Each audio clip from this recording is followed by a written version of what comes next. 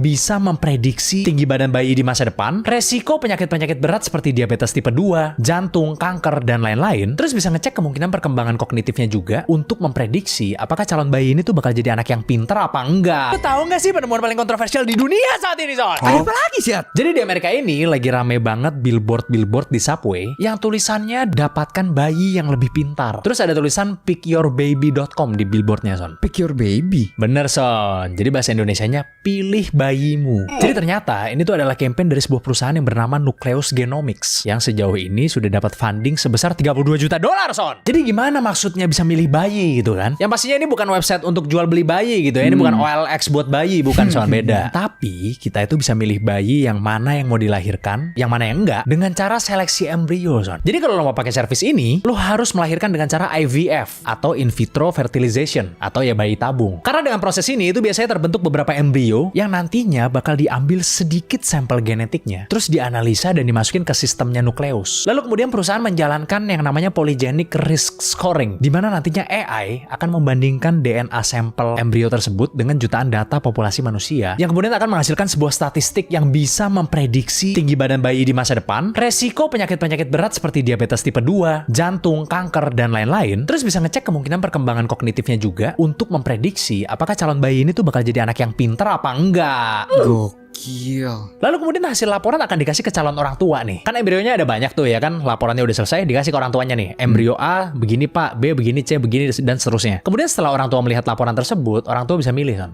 embrio mana yang layak untuk dilahirkan. Ini sangat kontroversial sebenarnya. Karena bisa dibilang ini tuh satu langkah di mana manusia bisa mulai ngelakuin hal yang tadinya hanya bisa dilakukan oleh sang pencipta. Walaupun emang levelnya masih seleksi doang ya, belum ngerubah-rubah DNA kayak pakai CRISPR gitu. Karena ya merubah DNA manusia dianggap sebagai pelanggaran etika sampai saat ini. Tapi